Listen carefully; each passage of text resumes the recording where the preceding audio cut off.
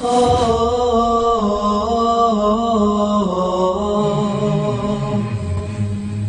ikhwah rahimakumullah. Banyak di antara ulama berbeda pendapat tentang definisi ikhlas. Kalau kita merujuk kepada kitab-kitab, banyak sekali definisi yang diberikan oleh ulama tentang apa itu ikhlas. Tetapi ada satu ungkapan mutiara hikmah dari salah seorang salaf. Beliau adalah Fudail bin Iyad, menerangkan dengan definisi yang begitu indah. Apa? Berkata dia tentang ikhlas, tarkul amalu min ajalin nas riya'un, wa amalu min ajalin nas syirkun, wa ikhlas an yu'afika Allahu minhuma. Engkau meninggalkan sebuah amal karena manusia, maka itu namanya riya. Engkau meninggalkan amal karena manusia, itu namanya riya. Dan apabila engkau beramal karena manusia, itu namanya syirik. Sedangkan ikhlas adalah Allah menyelamatkan dirimu dari keduanya.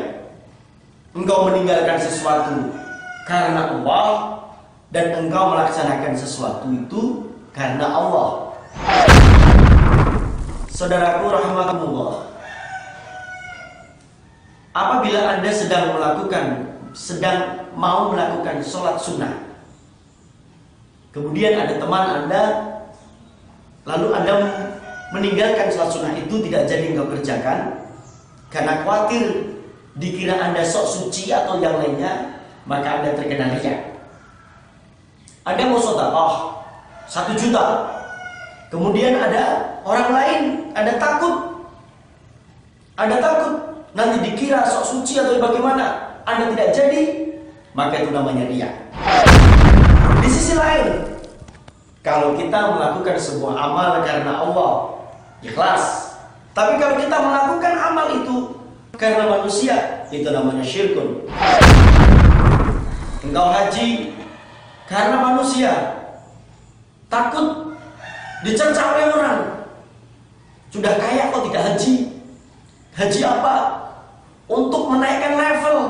Maka itu disebut syirik, karena Anda melakukan amalan-amalan itu karena manusia, bukan karena Allah. Begitu juga dengan amalan-amalan yang lainnya. Kalau Anda melakukan amalan karena manusia, Anda terjebak ke dalam sebuah kesyirikan. Meninggalkan sesuatu karena manusia adalah riya, dan Anda melaksanakan sesuatu karena manusia adalah syirik. Lalu bagaimana seharusnya? Menurut pernyataan ulama ini, Fudail bin Iyad, beliau mengatakan Allah Subhanahu wa taala menyelamatkan kita di antara keduanya. Kita beramal karena Allah dan kita meninggalkan sesuatu karena Allah. Niatkan di dalam hati Anda selalu kepada Allah Subhanahu wa taala. Ada orang maupun tidak ada orang, tidak masalah. Dilihat orang maupun tidak ada orang, tidak masalah. Niatnya hanya karena Allah.